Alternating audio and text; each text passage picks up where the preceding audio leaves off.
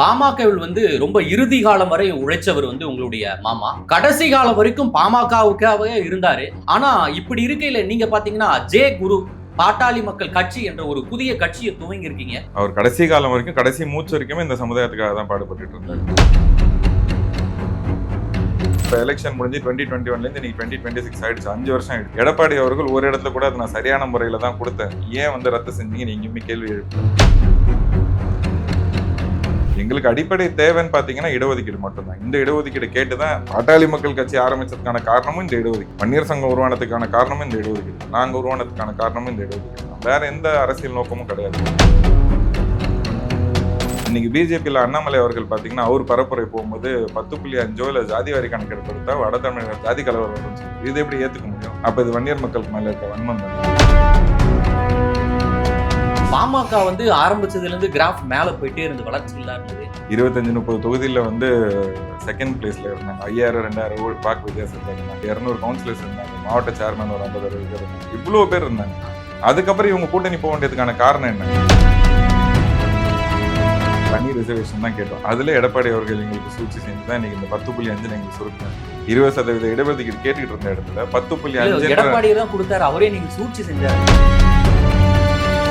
சமீபமா பண்ருட்டியில் அவருக்கு நடந்த பிரச்சாரத்துல 10.5 பத்தி மக்கள் கேள்வி கேட்கும்போது அது நான் தரேன், என் ஆட்சியில கொடுத்தது நான் தரேன்னு சொல்றாரு. அதுக்கு அடுத்த நாள் திருச்சியில போய் அதே எடப்பாடி அவர்கள் என்ன சொல்றாருன்னா 10.5 முடிஞ்சு போன கதை, அதை பத்தி பேசாதீங்க. அப்ப இது துரோகம். நீங்க என்ன மாதிரியான முன்னெடுப்பு எடுப்பீங்க இந்த மக்களுக்காக? அந்த இடஒதுக்கீடு 10.5 வாங்கி கொடுக்கறதுல நீங்க என்ன மாதிரியான திட்டங்கள்? சட்ட ரீதியான போராட்டங்கள் எடுப்போம். மக்களை ஒருங்கிணைத்து எங்களோட குரல் நான் தனி நபரா ரோட்ல இருந்து கத்த முடியும். இன்னைக்கு விஜய் அவர்கள் கட்சி ஆரம்பிச்சிருக்காரு, பாராட்டக்கூடிய விஷயம். எங்களுக்கு அவருக்கு எந்த மாற்று கருத்தும் இல்லை. கொள்கை தலைவரை அஞ்சலி அம்மா வச்சிருக்காங்க, அதை நாங்க வரவேற்று நாங்க வாழ்த்தெல்லாம் தெரிவிச்சோம். ஆனா ஒரு வன்னியரை கூட அவர் தலைவராக. ரெஃப்ளெக்ட் நேயர்களுக்கு வணக்கம். இன்று நாம் சந்திக்க இருக்கக்கூடிய சிறப்பு விருந்தினர் பாமகவில் 2 முறை எம்எல்ஏவாக இருந்தவரும் முன்னாள் வன்னியர் சங்க தலைவருமான காடுவெட்டி குருவின் மருமகன் அவர்கள். சார் வணக்கம். சார் பாமகவில் ரொம்ப இறுதி காலம் வரை உழைச்சவர் உங்களுடைய மாமா. கடைசி காலம் வரைக்கும் பாமகவுக்காகவே இருந்தாரு. அதுவும் இல்லாம இப்ப இருக்கக்கூடிய வன்னியர் சங்க மக்களோ வன்னியர் மக்களோ பாமகவே தங்களுடைய கட்சி அப்படின்ற போல நினைச்சிட்டு இருக்காங்க. ஆனா இப்படி இருக்கையில நீங்க பாத்தீங்கன்னா ஜே குரு பாட்டாளி மக்கள் கட்சி என்ற ஒரு புதிய கட்சியை துவங்கி இருக்கீங்க. என்ன காரணம், என்ன தேவை சார்? இப்ப நீங்க கேட்ட 2 கேள்வியில 2 கருத்து. ஒரு கருத்து, கடைசி வரைக்கும் அவரின் காடுவெட்டியார் அவர்கள் இந்த சமுதாயத்துக்காக உண்மையா இருந்தாரு, அந்த கட்சிக்கும் உண்மையா இருந்தாரு, அதுக்காகவே உழைத்து உயிரை நீத்தார்.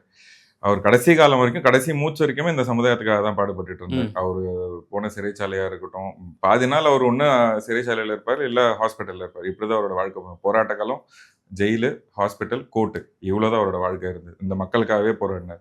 ஆனா அந்த கட்சி இந்த சமுதாயத்துக்காக பாடுபடல. நீங்க சொல்றீங்களா, பல வன்னியர் மக்கள் அத்தனை பேரும் அந்த கட்சியை தான் தன் கட்சியா பாக்குறாங்க. மாவீரன் காடுவெட்டியார் அவர்கள் இருந்த வரைக்கும் வட மாவட்டங்கள் 20% வாக்கு வச்சிருந்தது பாட்டாளி மக்கள் கட்சி. 2018 வரைக்கும் இலவச கல்வி கொடுத்துட்டு இருந்தாங்க அவங்களோட கல்வி அறக்கட்டளை, வன்னியர் கல்வி அறக்கட்டளையில. அதுக்கப்புறம் இன்னைக்கு அது பல பேர்கள் மாற்றப்பட்டுச்சு. ஆமா, போனீர் குப்பத்துல இருந்து சரஸ்வதி கல்வி அறக்கட்டளைன்னு பேர் மாறிச்சு. இன்னைக்கு ஐயா பேர்ல ராமதாஸ் கல்வி அறக்கட்டளைன்னு பேர் மாறிடுச்சு. இலவச கல்வியவே எடுத்துட்டாங்க. இப்ப டொனேஷன் வாங்கிட்டு தான் ஃபீஸ், டொனேஷன் வாங்கிட்டு தான் அட்மிஷன் தராங்க, படிப்பாங்க, இலவசமே கிடையாது. இந்த மாதிரி இந்த மக்களை இப்ப வெறும் மக்களோட நீதி சுரண்டதான் படுது இந்த கட்சியில. அன்னைக்கு 20% வாக்கு வச்சிருந்த கட்சி இன்னைக்கு 2% வாக்கு தான் வச்சிருக்கு. அப்படி இருக்கும்போது அது எப்படி வன்னியர் மக்களுக்கான கட்சியா இருக்கும்? வன்னியர் மக்களுக்கான கட்சியா அது இப்ப இல்லைன்ற காரணத்தினால்தான் இப்ப ஜெயகுரு பாட்டாளி மக்கள் கட்சின்னு மாவீரன் காடுவெட்டியார் அவர்களோட வழியிலே, அவரோட கொள்கை அடிப்படையிலே அந்த கட்சியை உருவாக்கியிருக்கோம். இன்னைக்கு எங்க மக்களுக்காக நாங்க நிக்கிறோம். கட்சி ஆரம்பத்துல இருந்தே வன்னியர் மக்களுக்காக தான் அந்த கட்சி ஒழிச்சிருந்தது. ஆனா 30 வருஷமா இப்போ வரைக்கும் அவங்க பெருசா எதுவும் சொல்லிக்கிற போல செய்யலீங்களா? இப்ப அந்த 10.5 அந்த இடஒதுக்கீடு எல்லாம் வாங்கி கொடுத்தாங்க, பட் அது கிடையாது. பட் அதுக்கான முயற்சிகள் அவங்க எடுத்தாங்க இல்லைங்களா? என்ன முயற்சி எடுத்தாங்க? சப்போஸ் அது முயற்சி சரியான முறையில் எடுத்திருந்தாங்கன்னா கணக்கு எடுக்கணும்ன்ற ஒரு அழுத்தத்தை கொடுத்திருப்பாங்க. அந்த அழுத்தத்தை கொடுக்கவே இல்லையா? கணக்கு எடுக்காமலே எலெக்ஷன் கமிஷன் டேக் ஓவர் பண்றதுக்கு ஒரு நாள் முன்னாடி நீங்க ஒரு டிராமா பண்ணிட்டு எந்த விதத்திலுமே அது எங்களுக்கு பயன்படவே இல்லைல்ல. ஒரு ரிசர்வேஷன் வரணும்னா ஃபர்ஸ்ட் சட்ட மசோதா பாஸ் பண்ணணும், அதுக்கப்புறம் அதை அமுல்படுத்தணும். இவங்க வெறும் சட்டத்தை மட்டும் பாஸ் பண்ணிட்டு நாங்க கொடுத்துட்டோம்னு சொல்லிட்டு போயிட்டாங்க. அவங்க ஆட்சி காலம் முடிஞ்சிருச்சு. இது 2017 எடப்பாடி அவர்கள் ஆட்சிக்கு வந்தார். 2016 கவர்மெண்ட் ஃபார்ம் ஆச்சு. 17 தான் அவர் கையில ஆட்சி வருது. அன்னைக்கு அவர் கொடுத்துருக்கலாம், இல்ல 18 கொடுத்துருக்கலாம், இல்ல 19, 20, 21 எலெக்ஷன் கமிஷன் டேக் ஓவர் பண்றதுக்கு ஒரு நாள் மட்டும் தான் ஞானோதயம் வந்தது. இத்தனை நாள் அவங்க இந்த டிராமாவை பண்ணாங்க இல்ல 2019 வந்து சென்னையா வந்து சென்ட்ரல் கவர்மெண்ட்ல இந்தியா அலைன்ஸ்ல போறாரு. அங்க அந்த ப்ரெஷரை போட்டு வந்துக்கலாம். இந்த ப்ரெஷருமே போடாம 2021 எலெக்ஷன்ல இந்த மாதிரி எங்க மக்களை ஏமாத்த வேணாம் அப்படின்றது அவங்க எதுவுமே செய்யலன்றதுனால தான் நாங்க இன்னைக்கு வந்திருக்கோம். இப்ப இன்னைக்கு சின்னையாவோ இல்ல ஐயாவோ வந்து மக்களுக்கு ஏதாவது செய்யறாங்க இல்ல 10.5 மறுபடியும் இன்னைக்கு இப்போ வந்து அவங்களோட எலெக்ஷன் மேனிஃபெஸ்டோல அதை போட்டு நாங்க வாங்கி தரோம், அதுக்காக உண்மையா நிப்போம், நானும் அவங்க கூட போய் நிக்க போறேன். எங்களுக்கு அடிப்படை தேவைன்னு பாத்தீங்கன்னா இடஒதுக்கீடு மட்டும்தான். இந்த இடஒதுக்கீடு கேட்டுதான் பாட்டாளி மக்கள் கட்சி ஆரம்பிச்சதுக்கான காரணமும் இந்த இடஒதுக்கீடு தான். வன்னியர் சங்கம் உருவானதுக்கான காரணமும் இந்த இடஒதுக்கீடு தான். நாங்க உருவானதுக்கான காரணமும் இந்த இடஒதுக்கீடு தான். வேற எந்த அரசியல் நோக்கமும் கிடையாது. பாமகவுல 20% எம்பிசிக்கு வந்து இடஒதுக்கீடு வாங்கி கொடுத்துருக்காங்களே, அது ஒரு முன்னெடுப்பு தானே, அவங்களுடைய முயற்சியால தானே அது கிடைச்சது. அது ஒரு முன்னெடுப்புனா அன்னைக்கு எல்லா சமுதாயத்துக்கும் சேர்த்து கொடுத்துட்டாங்க. 89ல கொடுத்தாங்க. 87ல வந்து போராட்டத்துல வந்து எம்ஜிஆர் அவர்கள் அவர் ஆட்சி காலத்துல சுட்டு கொண்டாரு 25 தியாகிகள். சுட்டு கொண்டு 89ல கலைஞர் அவர்கள் அவரு திமுக அன்னைக்கு இருந்த வன்னியர் பெருந்தலைவர்கள் எல்லாம் 2ஆம் கட்ட தலைவர்கள் அவர்களை வலியுறுத்தி எல்லா மாவட்டங்கள்லயும் அன்னைக்கு வன்னியர் சங்கங்கள் இருந்து எல்லாரும் ஒருங்கிணைந்து அந்த போராட்டத்தை கையில் எடுத்தாங்க. அத்தனை பேரையும் கூப்பிட்டு ராமதாஸ் அவர்களோட தலைமையில வந்து இடஒதுக்கீடு கொடுத்தாங்க. அது சரி வரல அப்படிங்கறத இவங்க இந்த 30 ஆண்டுகளா டெஸ்ட் பண்ணிருக்க தேவையில்ல. நடுவுலயே வந்து அதுக்கான சட்ட போராட்டங்களையோ இல்ல வந்து மக்கள் ஒன்று திரட்டி ஒரு போராட்டங்கள் நடத்தி வாங்கி இருந்திருக்கலாம். இன்னைக்கு அந்த இடஒதுக்கீடு கிடைச்சுமே மக்கள் பயன்படல. இன்னைக்கு இருக்க டேட்டாஸ் படி பாத்தீங்கன்னா சட்டசபையில நம்மளோட கவர்மெண்ட்ல கொடுத்த டேட்டா ரெக்கார்ட்ஸ் படி வட மாவட்டங்கள்ல 80% குடிசை வீடு இருக்கு. அதுல வந்து 90% வந்து வன்னியர் மக்கள் தான் இன்னும் குடிசை வீட்டுல இருக்காங்க. அப்ப என் மக்கள் முன்னேறவே இல்லை. அந்த இடஒதுக்கீடு எங்கேயுமே பயன்படுத்தலையே. இடஒதுக்கீடு பயன்பட்டிருந்தா இன்னைக்கு என் மக்கள் முன்னேறி இருப்பாங்க. எங்களுக்கு புதுசா ஒரு விஷயம் ஆரம்பிக்கணும்ன்ற தேவை இருந்திருக்காது. தேவை இருக்கிறதுன்றதுனால நாங்க வரோம். எங்களுக்கு இவங்க எல்லாரும் எங்க சமுதாயத்தை பார்த்துப்பாங்கன்னு நினைச்சோம். ஐயாவோ சின்னையோ அவங்க 2 பேரும் கைவிட்டுட்டாங்க.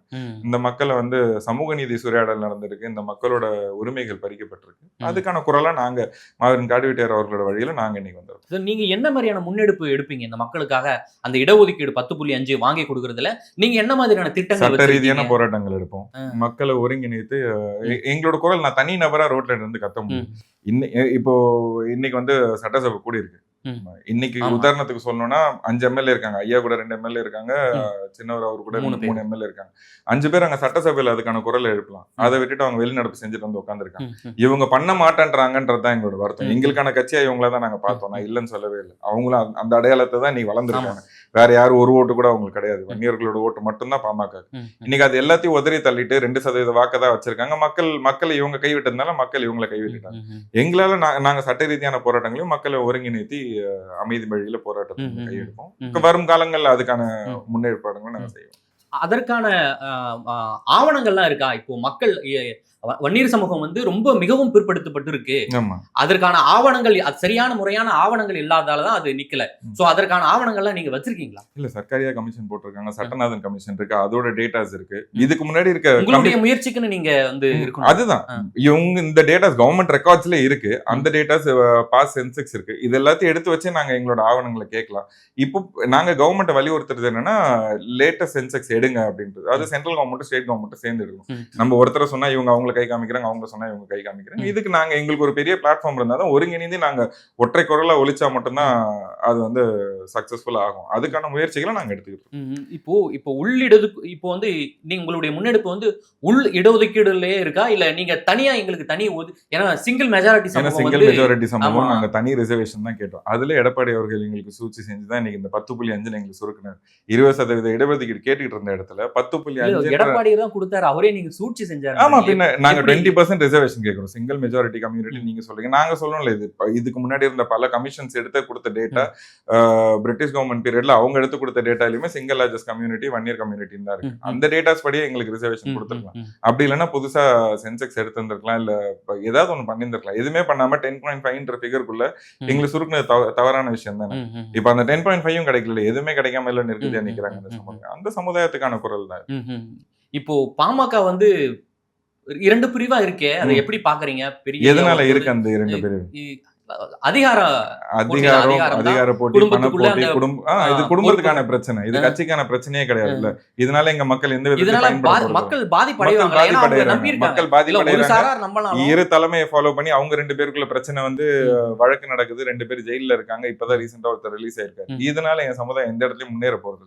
இதெல்லாம் வேணான்றதுனால இன்னும் இவங்களை நம்பி நம்ம போ தேவையில்ல. அவங்க நல்லது செஞ்சாங்கன்னா நாங்க கூட நிக்க தயார். நான் யாருக்குமே அது எதிரும் கிடையாது. இந்த சமுதாயத்துக்கு எதிர் கிடையாது, இல்ல இந்த தலைவர்களுக்கு எதிர் கிடையாது. எங்களுக்கான கோரிக்கை இது ரொம்ப நீண்ட நாளுக்கான கோரிக்கையா இருக்கு. இதை கொடுத்துட்டாங்கன்னா எல்லாருக்குமே நாங்க ஆதரவு கொடுக்க தயாரா தான் இருக்கோம். அது அன்புமணி அவர்களா இருக்கட்டும், ராமதாஸ் ஐயாவா இருக்கட்டும், இல்ல யார் கொடுத்தா எடப்பாடி அவர்களே மறுபடியும் வந்து எங்களுக்கு 10.5 சரியான முறையில் கொடுத்தாருன்னா கூட சந்தோஷம் தான். எங்களை ஏமாத்த வேணாம் தான் கேட்கிறேன்.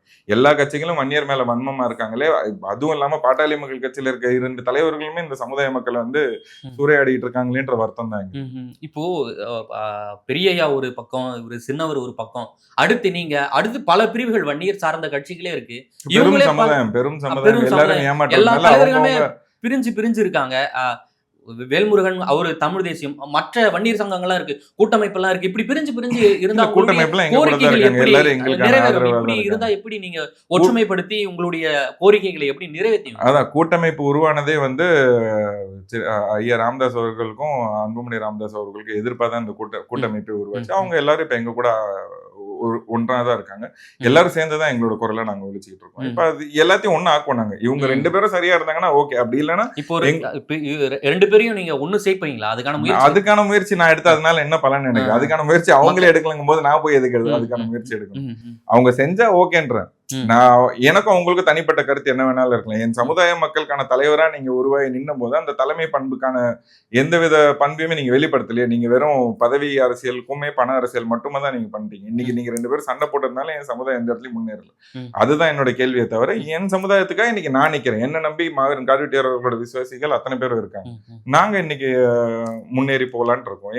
எங்களுக்கான குரலை நாங்க ஒலிக்கிறோம். அவ்வளவு. பாமக வந்து ஆரம்பிச்சதுல இருந்து கிராஃப் மேல போயிட்டே இருந்து வளர்ச்சி இல்லா இருந்தது.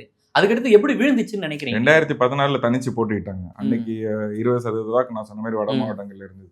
25-30 தொகுதியில வந்து செகண்ட் பிளேஸ்ல இருந்தாங்க. 5000-2000 வாக்கு வித்தியாசத்துல இருந்தாங்க. மாவீரன் காடுவெட்டியார் அவர்கள் இருக்கும்போது 18 எம்எல்ஏ இருந்தது. ஒரு 100 ஒன்றிய கவுன்சிலர் இருந்தாங்க, 200 கவுன்சிலர்ஸ் இருந்தாங்க, சேர்மன்ஸ் இருந்தாங்க, மாவட்ட சேர்மன் ஒரு 50-60 பேர் இருந்தாங்க. இவ்வளவு பேர் இருந்தாங்க. அதுக்கப்புறம் இவங்க கூட்டணி போக வேண்டியதுக்கான காரணம் என்ன? அவர் மேல இருந்த ஊழல் வழக்கு, அவருக்கு இருந்த பதவி ஆசை, அவருக்கு இருந்த அவ்வளவுதான். இது நம்ம இன்னும் பேசணும்னா அவர் பர்சனலா அட்டாக் பண்ற மாதிரி இருக்கும். அவரோட பதவி ஆசைனால 2019 கூட்டணி போனாரு, 21 கூட்டணி போனாரு, 24 கூட்டணி போனாரு. ராஜ்சபா சீட்டுக்காகவும் அவருக்கு வந்து அவரோட ஊழல் வழக்குல இருந்து அவர் வெளியில போனது. அந்த வழக்கை நீங்க கோர்ட்லயே சந்திச்சுட்டு அப்படியே ஜெயிலுக்கு போனாலும் ஜெயில என்ன ஆயிட போகுது? உள்ள இருந்து மக்களுக்காக போராடிட்டு வெளில வரலாம்ல. அதை விட்டுட்டு அவர் சமரசம் ஆனதுனால இன்னைக்கு அவங்களோட வாக்கு வங்கி சரிஞ்சிச்சு. 20% வாக்குல இருந்து டைரக்டா 2% வாக்கு வந்துட்டாங்க. இன்னைக்கு வெறும் 5 எம்எல்ஏ தான் இருக்காங்க. அந்த 5 எம்எல்ஏ எந்த குரலும் கொடுக்கறது இல்ல. மக்களுக்கான குரலா அவங்க இருக்கிறது இல்ல. ஒண்ணு இன்னைக்கு ரிசைன்மெண்ட் வெளில வாங்க. இன்னும் எத்தனை நாள் இருக்கு? அருள் எல்லாம் குரல் கொடுத்திருக்காருன்னு நினைக்கிறேன். உள்ளவே ஒரு நாள் 2 நாள் நீங்க பேசுறதுல என்ன ஆயிட போகுது? தொடர்ந்து உங்களுக்கான கோரிக்கை இதுக்காக தானங்க நீங்க கட்சி ஆரம்பிச்சீங்க. வேல்முருகன்னா அனைத்து சமுதாயத்துக்கான தலைவரா இருக்காரு. அவர் குறிப்பிட்டு வன்னியர்களுக்கு பேசுறாரு. அனைத்து சமுதாயத்துக்கான தலைவரா இருக்காரு. அண்ணன் இதை பேசுறது நாங்க வரவேற்கிறோம். அவ்வளவுதான். அவர் பேசல நான் சொல்லவே இல்லை. எங்க சமுதாயத்தோட தலைவர்னு சொல்லிக்கிட்டு இருக்க அன்புமணி அவர்களும் ராமதாஸ் அவர்களும் இதை பத்தி பேசல. எம்எல்ஏக்கள் வந்து இதுக்கான இன்னும் ரொம்ப ஸ்ட்ராங்கா இதுக்கான குரலை கொடுத்திருந்திருக்கலாம். கொடுக்கலன்றது எங்களோட வருத்தம். இப்போ புதுசா கட்சி ஆரம்பிச்சிருக்கீங்க. இப்போ தேர்தல் நாட்கள், அதற்கான நாட்களும் எண்ணப்பட்டு வருது. என்ன மாதிரியான திட்டங்களை வச்சிருக்கீங்க? நீங்களும் கூட்டணியிலே போயிடுவீங்களா, இல்ல பொதுக்கூட்டம்? இல்ல, இப்ப நாங்க எங்களோட பிரச்சார பயணத்தை ஆரம்பிச்சிருக்கோம். எங்க மக்களுக்கு விழிப்புணர்வு, இது இடஒதுக்கீடு பத்தியான விழிப்புணர்வும், எங்களை யார் எந்தெந்த கட்சிகள் எங்களை கைவிட்டு இருக்குன்ற விழிப்புணர்வு தான் நாங்க போய் பண்ணிட்டு இருக்கோம். பரப்புரை நடக்கும். மாவீரன் காடுவெட்டியார் அவர்களோட பிறந்தநாள் February 1 வருது. அது ஒரு வன்னியர் ஜெயந்தி விழாவா கொண்டாடுறாங்க. எப்படி தெற்கே வந்து தேவர் சமுதாய மக்கள் ஐயா தேவர் அவர்களை முன்னிறுத்தி ஒரு ஜெயந்தி விழா வச்சு அவங்க சமுதாய மக்கள் ஒருங்கிணைக்கிறாங்களோ அதே வழியில நாங்க வந்து இன்னைக்கு வன்னியர் சமுதாய மக்கள், ஏன்னா ஒரே தலைவர் இன்னைக்கு இந்த மக்களுக்காக சமீப காலத்துல மக்களுக்காகவே போராடி உயிரிட்ட ஒரே தலைவர் எங்க மாவீரன் காடுவெட்டியார் அவர்கள். அவரை முன்னிறுத்தி நாங்க வன்னியர் ஜெயந்தி விழா நடத்தி மக்களை ஒருங்கிணைச்சிட்டோம். இதுக்கு அடுத்தடுத்த இதை அதுக்கப்புறம் இப்போ அந்த தேவர் ஜெயந்தி அவங்க வந்து ஒரு என்ன சொல்றது, அவர் வந்து எம்பியா இருந்தாரு, அனைத்து மக்களுக்கான தலைவரா இருந்தாரு அப்படின்ற போல ஒரு கருத்து வைக்கப்படுது. ஒரு வன்னியர் சமூகத்துக்கு மட்டும்தான் அப்படின்ற போல உழைச்சாரு அப்படின்ற போல ஒரு கருத்து இருக்கு.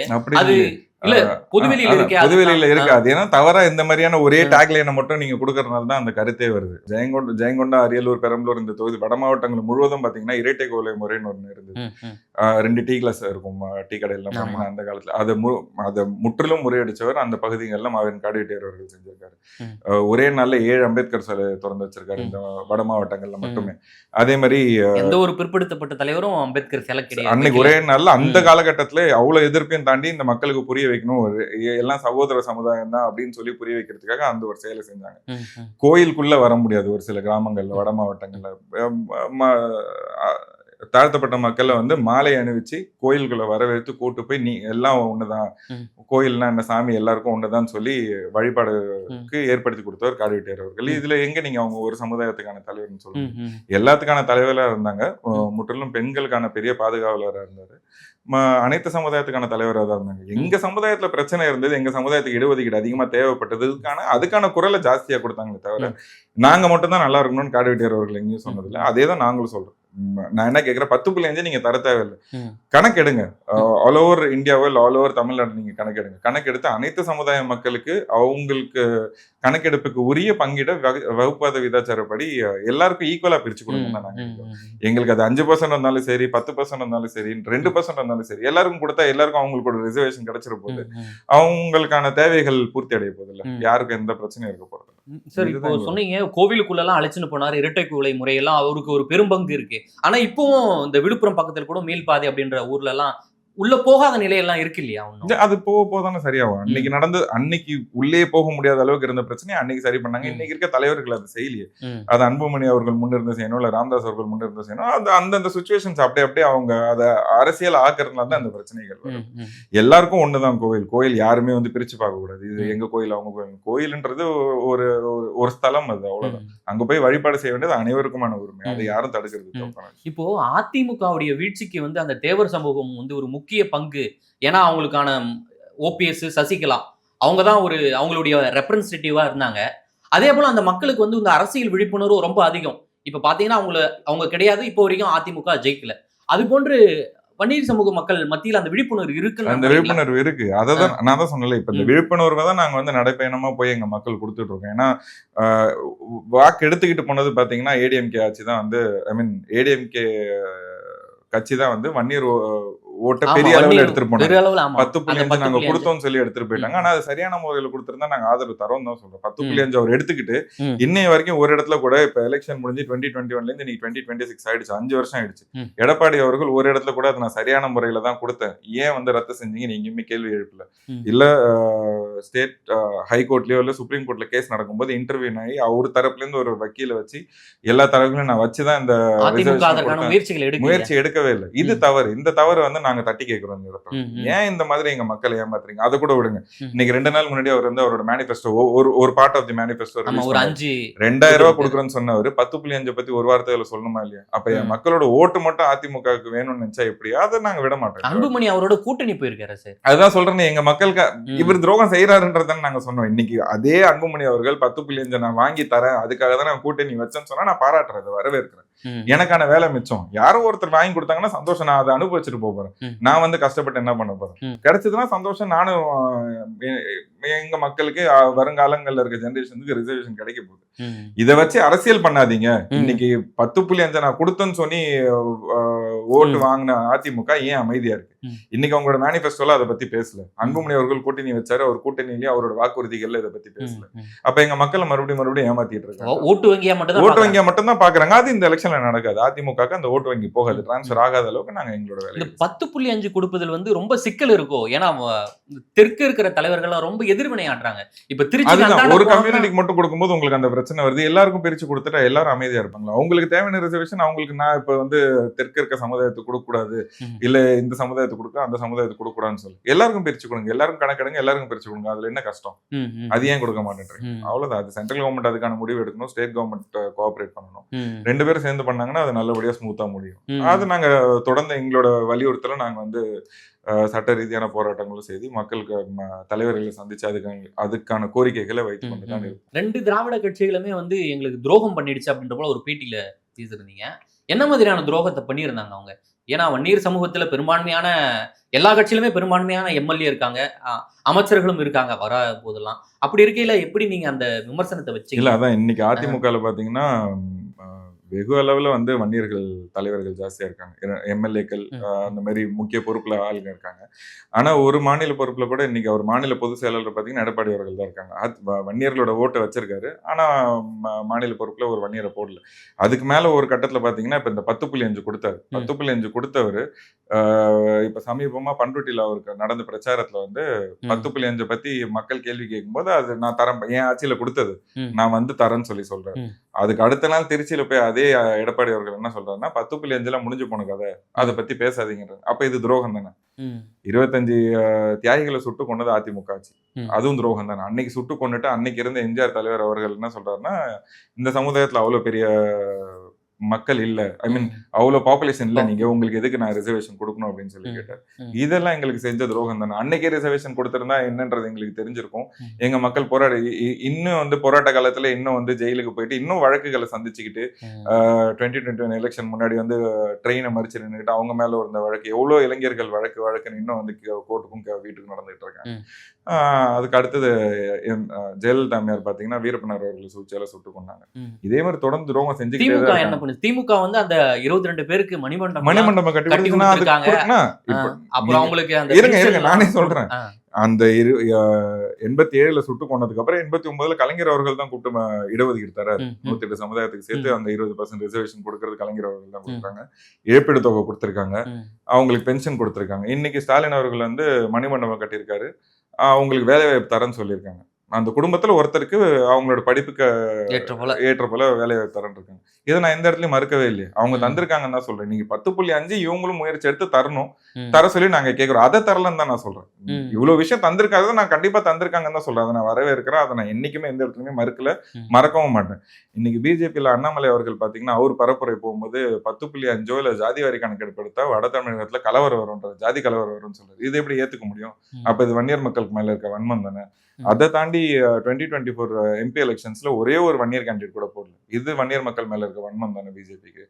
அவங்க top level committee, core committee members இருக்காங்க, 13 பேர் இருக்காங்க, 13 தலைவர்கள் இருக்காங்க. அதுல ஒருத்தர் கூட வன்னியர் இல்ல. அப்ப எங்க மக்களுக்கான பிரதிநிதித்துவம் எங்க இருக்கு பிஜேபியில? இது ஏமாத்து வேலை தானே. காங்கிரஸ்ல 2 எம்பி கொடுத்திருக்காங்க, வன்னியர்கள் கொடுத்திருக்காங்க, 2 பேர் ஜெயிச்சிருக்காங்க, வன்னியர்கள் இருக்காங்க. நான் அதை இல்லைன்னு எங்கேயுமே சொல்லல, கொடுத்திருக்காங்க. அதை நாங்க வரவேற்கணும் தான் சொல்றேன். எங்க மக்கள் இதே மாதிரி எல்லா கட்சிகள்லயும் புறக்கணிக்கப்படுறாங்க. அதுக்காக நாங்க தனியா ஒருங்கிணைந்து நின்னா மட்டும்தான் எங்க மக்களுக்கான நல்லது நடக்கும்ன்ற ஒரு முயற்சியை தான் எங்க எடுத்திருக்கோம். நாங்க தந்தவங்கள நாங்க எங்கேயுமே தரலன்னு சொல்லு. ஐயா அவர்கள் உண்மையா நின்றிருந்தாருன்னா இன்னைக்கு ஒரு டிசைடிங் ஃபேக்டரா இருந்திருப்பாரு. 2017 இருந்து அதே மாதிரி தனித்தே போட்டிட்டு இருந்தாங்கன்னா இன்னைக்கு இந்த கட்சி மறுக்க முடியாத கட்சியா இருந்திருக்கும், தவிர்க்க முடியாத ஒரு கட்சி சக்தியா இருந்திருக்கும். இன்னைக்கு அதை கைவிட்டுட்டாங்களே. இன்னைக்கு புதுசா விஜய் அவர்கள் கட்சி ஆரம்பத்துல இருந்து அவர் ரொம்ப உழைச்சுதான் இருக்காரு இந்த சமூகத்துக்காக. அவர் உழைச்சாரு. 2004 இன்னைக்கு முழுசா அவரை எப்படி நம்ப முடியும்? ஏன்னா அவர் ஏஜையும் பார்க்க வேண்டியது இருக்கு இல்லையா. அடுத்த அன்புமணி அவர்கள் கட்சிக்குள்ள வந்தாரு. அன்புமணி அவர்கள் கட்சிக்குள்ள வந்ததுல இருந்து நிறைய மாற்றங்கள் நடந்தது. அடுத்த யங்ஸ்டர் நாங்க கையில எடுக்கணுன்றதுக்காக தான் இந்த முடிவு எடுத்திருக்கோம். இன்னைக்கு விஜய் அவர்கள் கட்சி ஆரம்பிச்சிருக்காரு, பாராட்டக்கூடிய விஷயம் தான். எங்களுக்கு அவருக்கு எந்த மாற்று கருத்தும் இல்லை. கொள்கை தலைவரை அஞ்சலி அம்மாள் வச்சிருக்காங்க, அதை நாங்க வரவேற்று நாங்க வாழ்த்தெல்லாம் தெரிவிச்சோம். ஆனா ஒரு வன்னியரை கூட அவர் தலைவரை வைக்கல. ஐ மீன் மாநில பொறுப்புல ஒரு வன்னியர் கூட விஜய் அவர்களும் போடல. இடஒதுக்கீடு பத்தி அவர் இது வரைக்கும் எந்த ஒரு கமெண்ட்டும் பாஸ் பண்ணல, அவரோட நிலைப்பாடையும் அவர் சொல்லவே இல்லை. அப்ப ஏன் இந்த வன்மம் ஏன் மற்ற கட்சிகளுக்கு வன்னியர் மேல? அப்படி என்ன செஞ்சுட்டோம் நாங்க? எங்களுக்கான பங்கீடை கேட்கிறோம், அனைத்து மக்களுக்கான பங்கீடும் சேர்த்து நாங்க தான் கேட்கிறோம். வேற எந்த சமுதாயமும் எல்லாத்துக்கும் பங்கீடு கொடுங்கன்னு சொல்லு. நாங்க ஒரே ஆள் தான் நாங்க கேட்கிறோம். எங்களுக்கும் மற்ற சமுதாயங்களுக்கு அனைவருக்கும் உரிய பங்கீடை பிரிச்சு எல்லாருக்கும் கொடுங்க. ஏன் பெருசா வளர்ந்து வர திமுக அதிமுக இப்ப விஜயில இருந்து ஏன் இந்த ஒரு புறக்கணிப்பை அவங்க பாக்குறாங்கன்னு நீங்க நினைக்கிறீங்க? பெரும் சமுதாயமா இருக்குல்ல, அவங்க வளர்ந்தா தமிழ்நாடு வளருமே. இதைதான் நாங்க சொல்றோம். அது நீங்களும் எங்க கூட சேர்ந்து சொல்லி அதை எல்லாருக்கும் புரிய வச்சீங்கன்னா சந்தோஷம். இதே ஸ்டேட்மெண்ட் தான் நாங்களும் சொல்லிட்டு இருக்கோம், எல்லா இடத்துலயும் சொல்றோம். பெரும் சமுதாயமா இருக்கு, இந்த சமுதாயம் வளர்ந்தா தமிழகமே வளரும். அதோட வளர்ச்சியை யாரும் தடுக்க வேணாம். நாங்க மட்டும் வளர்றோம்னு சொல்ல, எல்லாரும் சேர்த்து வளர்க்குறோம் தான் சொல்றோம். அதுக்கான வாய்ப்பை கொடுக்கணும். இதைதான் எங்க மக்கள் கிட்ட போய் நாங்க விழிப்புணர்வு படுத்திட்டு இப்ப எங்களோட முயற்சி சக்சஸ்ஃபுல்லா போயிட்டு இருக்கு. வன்னியர் மக்களும் சரி, மாவீரன் காடுவெட்டியார் அவர்களோட விசுவாசிகள் அத்தனை பேரும் எங்களுக்கு ஆதரவு கொடுக்குறாங்க. இந்த வன்னியர் ஜெயந்தி விழாவை பெரிய விழாவா நடக்கும். அதுல இருந்து அடுத்தடுத்த முடிவை நாங்க இப்போ தேர்தல் வரப்பொழுது என்ன மாதிரியான கொள்கைகளை எடுத்து முன்னெடுக்க போறீங்க? அதாவது கூட்டணி வைப்பதற்கான வாய்ப்பெல்லாம் இருக்கா சார்? இல்ல, அதான் சொல்றேன். எங்களோட கொள்கை பாத்தீங்கன்னா சமூக நீதி, சம உரிமை தான். எல்லாருக்குமான சுயமரியாதை, எல்லாருக்கும் அனைத்தும் அனைவருக்கும் கிடைக்கும். கொள்கை தலைவர்கள் நீங்க? கொள்கை தலைவர் எங்களுக்கு மாவீரன் காடுவெட்டியார் அவர்கள் கொள்கை தலைவர், அண்ணல் அம்பேத்கர் அவர்கள் கொள்கை தலைவர், பெரியார் அவர்கள் கொள்கை தலைவர் வச்சிருக்கோம். இவங்களோட கொள்கையும் இதே தான். சமூக நீதி, சம உரிமை, பெண்களுக்கு முக்கியத்துவம் கொடுக்கணும். இதை தான் நாங்களும் ஃபாலோ பண்றோம். எங்களுக்கு வழி நடத்திய காடுவெட்டியார் அவர்களும் இதே தான் பண்ணாரு. அதே வழியில தான் நாங்களும் போறோம். கூட்டணி இப்ப நாங்க கேட்கிற கோரிக்கை இதுதான். எங்களுக்கான இடஒதுக்கீடு கொடுங்க, எல்லாருக்கான இடஒதுக்கீடு கொடுங்க. அது யார் கொடுத்தாலும் நாங்க ஏத்துக்கிறதுக்கு தயார் தான். அவங்க கூட நாங்க ஆதரவு கொடுப்போம். மிக்க நன்றி சார். நேரில் பல்வேறு தகவல்